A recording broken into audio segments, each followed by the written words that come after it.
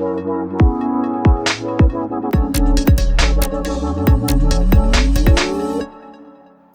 everyone, I'm Rahwa Berhe, the Vice President of Operations for Bittrex Global and the host of our video AMA today. We're joined today by the Matic Network co-founder and COO, Sandeep Nailwal, who is based in India. We're happy to announce that Sandeep and the team at Matic Network have decided to list on Bittrex Global Exchange. This allows our users to trade the Matic token on one of the safest and most secure cryptocurrency exchanges. Thanks so much for joining us today, Sandeep, and for choosing Bittrex Global as a partner. Thank you, Rahwa. Thank you for having me here. We're looking forward to the conversation. Absolutely, likewise. So we've gone ahead and sourced a few questions from the Bittrex Global and greater cryptocurrency community regarding our new partnership. So let's go ahead and dive into it. First question is, well, actually, let's go ahead and have you introduce yourself and tell us why you decided to jump into the cryptocurrency realm. So I'm one of the co-founders and COO at Matic Network. At Matic Network, I take care of marketing and branding, partnership, business development. So apart from the tech side of things, I kind of take care of the other functions at Matic Network, and just a brief idea about Matic Network also, that Matic Network is a layer 2 scaling solution built on the foundation of Plasma framework, and it was started by Jayanti. He's the founder of Matic Network, and alongside me and Anurag heads our product division at Matic. So in terms of like how I stumbled onto crypto is that back in 2015, end of 2015, I was running a B2B marketplace, kind of Alibaba, you can call it, for but at a much smaller scale, of course, but for B2B services business rather than products. And that business had a lot of constraints around the in the scaling of the business, because it was very it was becoming a very people dependent. It was going very nicely, but becoming people dependent, and that was not the place where I wanted to go. So I thought that maybe I will have some sort of artificial intelligence or kind of high tech bindings into it, maybe into this product or some other product which can scale into millions of users. And then I started, I started studying a bit about artificial intelligence and things like that. And then I realized that it has too much of, mathematics for my taste. And then, I had heard about Bitcoin back in 2013, when I was still, in my college. So I was, I had like tried to mine Bitcoin, but I think by that time it was already like mining on a laptop was, kind of a futile effort by that time itself. So but I did not go too much into it, and then I stumbled, on Bitcoin again, because in between 2 years there was a kind of a bear period where nobody really talked about it. So I stumbled across Bitcoin, because it was picking up hype again and all that. So I started. I thought that okay, let me give it a shot. Let me read about blockchains and all that, and I started reading the the kind of Bible of blockchain, the Mastering Bitcoin by Andreas Antonopoulos. So 4 or 5 chapters in, I realized that this is a big technology and I want to be here. And then since then I am in the rabbit hole and falling deeper and deeper every day, like all of us. Absolutely great. Yeah, Mastering Bitcoin by Andreas is definitely a must read for anybody that's interested in getting into the crypto space. So I've definitely read it as well, and that was one of the texts that brought me into crypto. Yeah. Great. So we'd love to learn a little bit more about Matic Network. So what's the history of the project? How did it get started and come to be where it currently is at? Yeah, so as I said that my fellow co-founder Jayanti, he was a part of the Plasma research group, and he was contributing actively to this. And I and Jayanti, we met on our on online Bitcoin community in India, and we were both one of the prominent members over there, helping people with their tech queries and all that, because it was still very early days. And then he started contributing to the Plasma project, and I also, like I discussed with Jayanti, that this is really cool and this can be the future, because I think CryptoKitties had already stuck, and then for 1.5 weeks, I think the whole Ethereum network was choked. So we said that this thing is not ready for production. So we want to do something on the layer 2 and all that. And Jayanti had built a basic POC. So I think on an ideation level, I think vision level, we were on the same page, that something like this, which has composability, and then something which preserves the basic values of Ethereum, decentralization and everything, and is available at a much better scale on layer 2. We thought that this could be a good solution. So we started, like, the research started in the end of 2017. I think we formalized the like an entity by the April or May of 2018. And then since then we've been working heads down. I think it's been more than 2.5 years. And apart from that, in terms of like what exactly Matic Network does, as I said, that we started out as a layer 2 built on the foundation of Plasma framework. And we as of now, Matic has a full mainnet live. I think it is one of the only, like, not one of the, it's the only layer 2, production ready layer 2 that is available for applications right now in the markets. And then that's why you guys and then everyone keeps hearing one or the other application moving on to Matic every day, because it's one of the only the only layer 2 available for production grade applications. And it is currently supporting proof of stake plus Plasma hybrid side chains. So for anyone who wants to have a Ethereum verifiable, let's say, asset transfers, then they can use Matic networks, or they want to have smart contracts functionality, and they want to make it Plasma proof. They can write some predicates. Apart from that, they can also use the simple proof of stake capabilities of the network, wherein the Matic sidechain, which is an EVM compatible chain, so which is a very important thing, because the developers, 95% of the developers are Ethereum developers, and they know Solidity and Web3.js and all that. So all of that thing works out of the box on Matic. And so you can either use a full-blown EVM on a proof of stake security mechanism, or if you want Ethereum stable security on everything, then you can write predicates for any custom use cases. For any standard use cases, let's say asset transfers, NFTs and all that, predicates are already built. So you can build Ethereum backed assets, Ethereum backed NFTs and whatnot, without doing anything, and just using the Matic SDK and EVM Solidity code. So the developer friendliness wise, it's one of the biggest strengths of it is the developer friendliness. And I think that's getting us a lot of traction. Yeah. Great. What would you say some of the biggest milestones that the Matic Network team has achieved since your launch?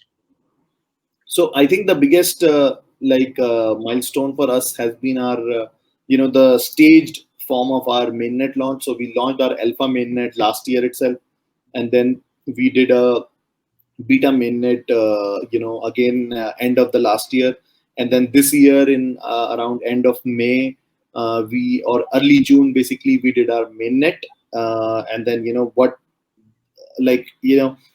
it is very easy for us to simply open up the mainnet and then ask exchanges to stake on it and whatnot, and then be hands off from that. But we actually took a very, and I'm really proud of that part, that we have till now fought very hard in terms of taking the community pressure, because community wanted all the exchanges to go live with staking and all that, but we want on-chain staking rather than few exchanges controlling large part of the supply and having the staking.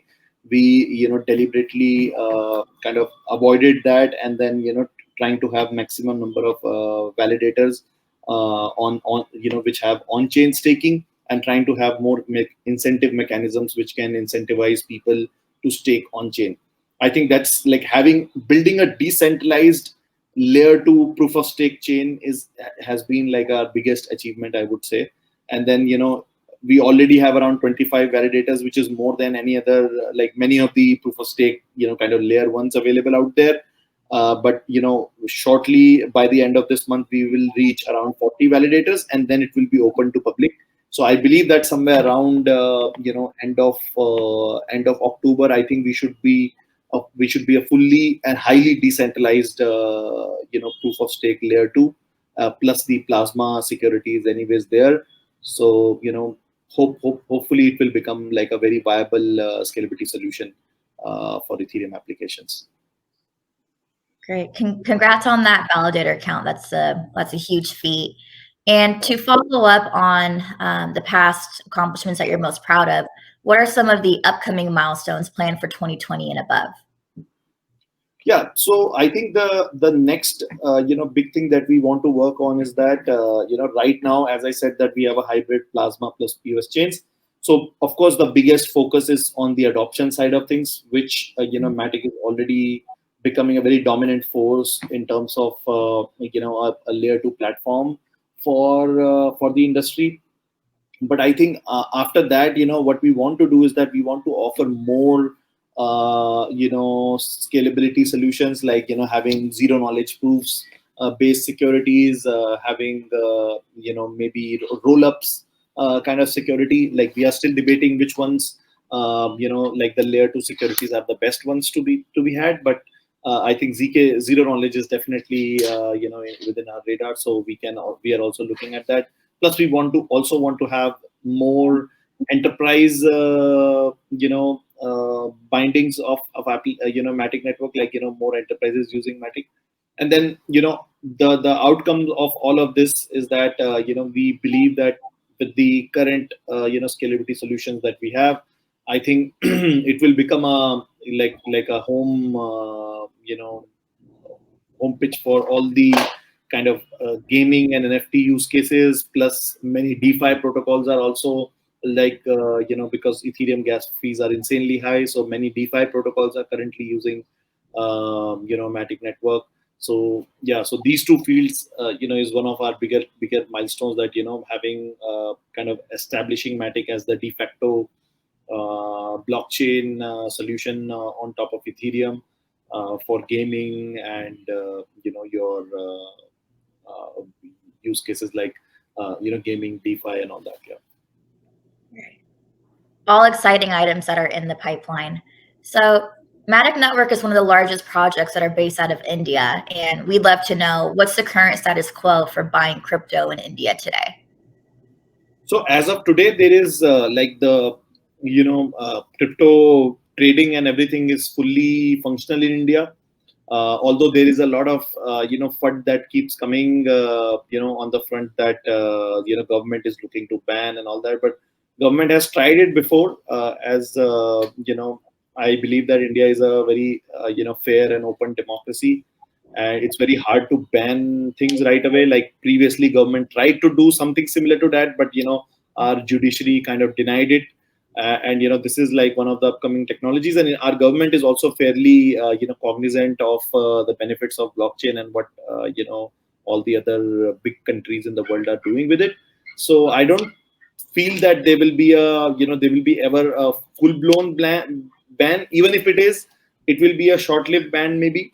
If it happens at all, I don't believe so it is going to happen like a full blown ban. But I definitely feel that government should regulate the crypto tradings and everything, because once it goes out of hand, the retail needs to be protected, the retail buyers of these cryptocurrencies, because there are rampant scams in the market. So I think if government is able to take a middle path where they are able to protect the like small investors, and then allow the investors who have the ability to evaluate which projects to invest in, and which cryptocurrencies to buy and hold and all that, for them they can have like a better kind of overall regulatory framework which protects the smaller investors. But allows the business activity to continue and innovation to continue in the field. Yeah, so touching a little bit on what you just said regarding the government's current response towards crypto, what do you think, Indian regulators need in order to feel more comfortable with, having India being potentially one of the center areas for crypto development? I think it will take a lot of time, to be honest. Like they will need a lot of, what do you say, examples. Like when some big countries like the US and Europe will adopt these technologies and be integrate them more with their kind of social fabric and overall economic fabric of these countries. I think they are looking for more examples. Plus, what I also feel is that government's discomfort with cryptocurrency is also a bit justified, because India is coming from a background where we used to have a large amount of economy in the cash black economy. Like people often used to say that even now people say that like whatever economic size we have, we are already like one of the top 5 by GDP in the world. But I feel that if you count the black if that black market kind of things were also there on the paper, we might be like, I don't know, top 3 or whatever, because people say that 50% of the economy runs on these black markets and all that. Now it's certainly come because it has come down because the current government is has been taking a lot of steps. So I think they have took like multiple steps in the last 10 years, the current government, to having GST, having more information technology bindings into all of these processes and everything, and then they tried to do some good job, and then now crypto comes into the scene and everything gets disrupted, right? Everything gets disrupted to the, like, this whole 300 years old banking and economic systems completely get disrupted with crypto.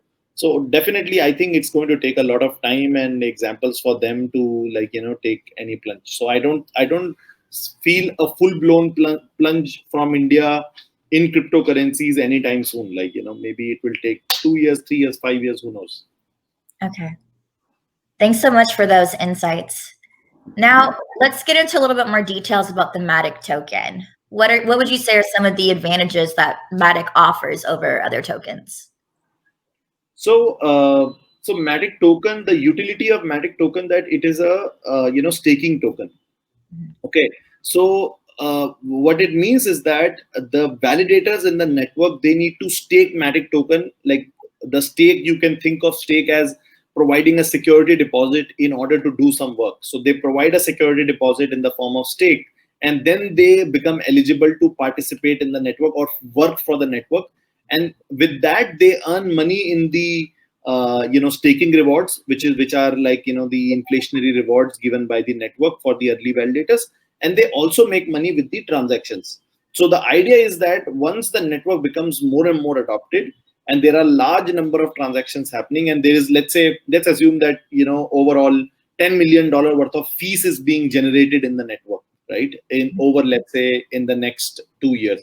So the stakers who are going to kind of like who would want to run the validator nodes, they would look at that as a revenue, like $10 million in transaction fees as a revenue, and then let's say they assume 10% as a good return, right? So they would be able to stake $100 million worth of Matic in the network, so that they can earn that $10 million as a 10% reward or whatever, right? So that is the the core value of any staking token, proof of stake token.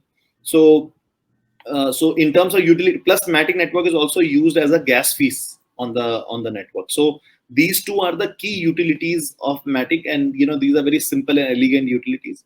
And how these fundamental solid utilities get value is that if we get more adoption. And I think the biggest factor over there is that if you compare Matic network today with, like, just leave aside, let's say, Ethereum, Tron, and EOS, maybe Polkadot now, but still it's like we'll be much higher than Polkadot also right now in terms of adoption. And when I say adoption, I mean that actual third party application building on a network. If you see anybody does a research on that, they will be able to find that Matic network would already be top 5 or top 6, maybe top 4, I would say. And if you ask me, knowing internally how many applications are building, I would say top 4 after Ethereum, Tron, EOS. I don't feel that ontology will be much ahead, Polkadot will be much ahead. So it will be somewhere around fourth or fifth number globally in terms of number of applications. Now, when this all adoption comes onto the network, this network fees that is generated, that gets distributed amongst the validators, and then those validators will be incentivized to buy these tokens from the market to stake. That's the whole economy of a proof of stake network that works. So I feel that the fundamental growth will come from the adoption, and there I think Matic is like doing a phenomenal job, and I'm pretty sure that this like will be known to the wider community across the world fairly soon. So, touching on the numbers that you just mentioned in regards to how many people are building on the current Matic network, how did you guys go about raising that much awareness and adoption thus far, and how do you expect to continue to raise such awareness, particularly with users that might not be very familiar with cryptocurrency? Yeah, so I think our direct customers are, if you want to use it in that analogy, I think those are developers, and we do a lot of activities around developers. We do like more than, I think, 100 hackathons globally. In a year we participate with all the like Ethereum hackathons, Cosmos hackathons, and like wherever we can have developers who can build on top of Matic. And in India also, there's a developer community is pretty big for us. Plus, we have a lot of incentive programs for the developers, like grant programs, and like support programs where we help developers to build their basic sort of MVPs and all that, and provide them technical handholding so that they are able to realize their applications in the blockchain field. So I think, but there is no shortcut to that, and you have to go through it in a very hardworking way. That's why, like we have been working on it like for past 2.5 years, and the journey is, it feels like it's just getting started, right? So I think, yeah. So it's a very hard thing to do, and then you have to like work really hard on getting these many developers on your platform. Great. So you work quite a bit with developers and with dApps. Could you please define dApps for our users that might not be familiar with the term? So dApps is nothing but the full form of DApp word is decentralized applications. So a dApp can be a fully fully serverless and on-chain application wherein you are not interacting with any central servers. So to give you an example, for if you are using Facebook, so whenever you are uploading and downloading anything on Facebook or interacting with it, you are actually interacting with Facebook servers. You are putting your data onto Facebook and all that. What D apps mean is that and there's a spectrum of D apps. I'm not saying every D app will have all of your data on chain. It's not possible as of now, but in future it should be. But it might be a distant future, maybe 3-4 years. But the extreme part of the spectrum, you can think of like, let's say, Facebook, Amazon, which keep all your data, Google, which have your data. The other extreme is a complete, like, fully decentralized application, which is putting all of your data, everything is going on chain, and then there's no server in between which is acting or kind of taking control of your data, and kind of can censor you, can ban you anytime and all that. But in between, like from Facebook to an extreme decentralized application, there are multiple layers. So as of now, the common understanding of a dApp is any kind of application which interacts with a blockchain, underlying blockchain, with it, especially a public blockchain. Those can be called a dApp right now, famously called dApps. Which dApps is Matic currently focusing on? So, as these are all third-party dApps, so we don't have a preference that, okay, only these kind of dApps we are focusing on. But, like in terms of the larger successes that we are seeing, like, for example, virtual reality, like all the bigger names like Decentraland is building on Matic, Somnium Space building on Matic, there are like Sandbox, another bigger, VR space, actively exploring Matic and all that. So, virtual reality is one part. World Oppo, for example. So there you can find like at least 4 or 5 metaverses which are kind of building or in very advanced stage of exploring Matic. Secondly, the gaming is the biggest field, and gaming, I think Matic is already being established as the de facto place for gaming applications. NFTs, like many top games like Neon District and your Mega Cryptopolis or Block Lords, or many of the like Synergy of Sierra, and there are hundreds and hundreds of such games. Recently IGG Intergalactic moved from Tron network to Matic. So there are like huge number of applications that are currently moving to Matic in terms of gaming and NFT, and it is slowly becoming a de facto platform for gaming. Then comes the like social network related applications. So there also like kind of the larger applications like Sapien network, for example, is building on Matic. They are expected to go live. Murmur, for example, an application in India, is looking to build on Matic. So social networks is one. Then there's a general miscellaneous category of wherever like blockchain can add value. So for example, in India, like I personally, within my team call it real world applications. So for example, there's an application called Guhar, which in Hindi, in Indian language means means grievances. So they are building a grievance addressal system, integrated with governments for the hinterland, in India, and kind of serving the people who are currently not the part of the mainstream. So applications like that are also building on Matic. So that's like the fifth category, I would say. So yeah, mostly these applications. But then one other part that is like very important, and of course is the most fundamental part with blockchains, is the payments and dexes. And I think on the dexes and DeFi front also we are seeing quite a lot of traction. We have WazirX, India's number one exchange, doing a AMM based dex with us.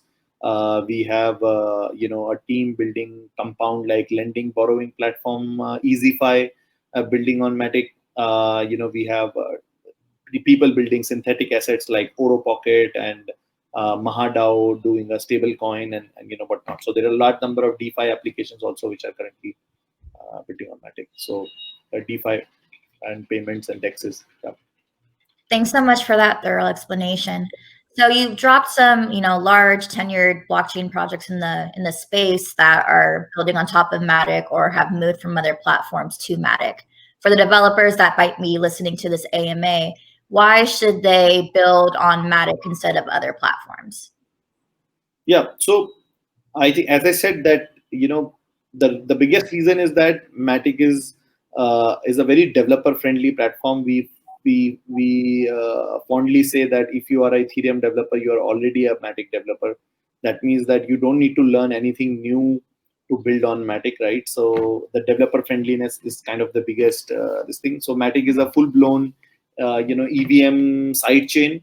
So what you do is that if you have an existing application on Ethereum, you can simply use Matic to deploy your application over here, and then have your deposit and withdrawal bridges set up. If you want to interact more with the mainnet, you have a state sync mechanism where, let's say, like there's a team called Wildcards. They're building a DAO which will have voting on the side chain, but the decisions of that DAO will be communicated to the main chain trustlessly in a decentralized way. So that is also one way people can use it. So, and the fundamental use case, I'm not even like touching on that, like the scalability. For example, Matic side chains are like public side chains, shared side chains, so you can interact with other protocols. So the composability is also a very important factor in Matic, but the scalability is really high. So on Matic network, you have 7,200 transactions per second, and then the transaction costs are like right now we are experiencing somewhere around 10,000 to 100,000 times less fees than Ethereum. So let's say you had like $1, and if you are doing a simple transfer, you could end up doing like a million transaction in $1. So that is the kind of scalability the network has currently, and that's one of the biggest reason, right? If you are building a dApp, or you are just have a dApp currently existing on Ethereum, it's a direct easy scalability available for you. We have seen like some of the applications who have taken less than 15-20 minutes to have everything up and running on Matic, and then their eventual production go live has also happened within like 2-3 days, right? So developer friendliness and scalability are the key reasons I would say that if you are an Ethereum developer, you should try out Matic for its scalability, especially when the gas fees are too high on Ethereum. Great. So in terms of adoption, I know we talked a lot about the developer audience. In regards to target customers, would you say your target audience in this sense are long-term traders or people that are new to trading? So to be honest, like we don't target traders directly. Like we don't we are just building a decentralized protocol, and eventually, if the network accrues value, the utility token of the network will also accrue value. So to be honest, we are not we are not too much focused on traders. Traders and the markets eventually figure it out. Like if they realize that this network is going to be big, uh, the markets figure it out. So yeah, so that's not our focus area. Our focus area is purely one, the developers. Second is our community, which already is pretty big. I think Matic now has one of the biggest communities across the world in the crypto space, and these are the two focus areas for us.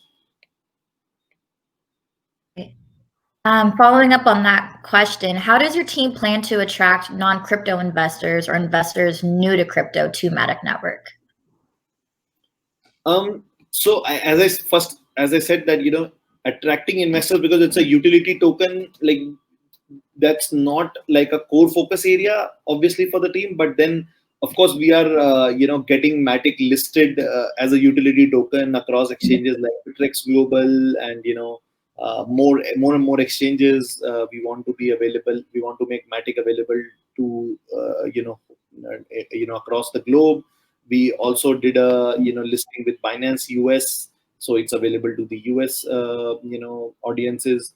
Plus we are available on the other larger exchanges like Bittrex, Binance, Bitmax, and that's the main this thing, like attracting the real world investors to the crypto is like, I think it's a job already well done by the larger exchanges like yourselves, right? So for us, we are just working to make this available to more and more exchanges, so that when they find out about Matic, they are able to see. The other part is like, if you say that how to get the real world this thing, what we are also doing is that getting enterprises and traditional users on board, traditional developers on board. So we also believe that if, like for example, Infosys, which is a $40 billion Nasdaq revenue, Nasdaq listed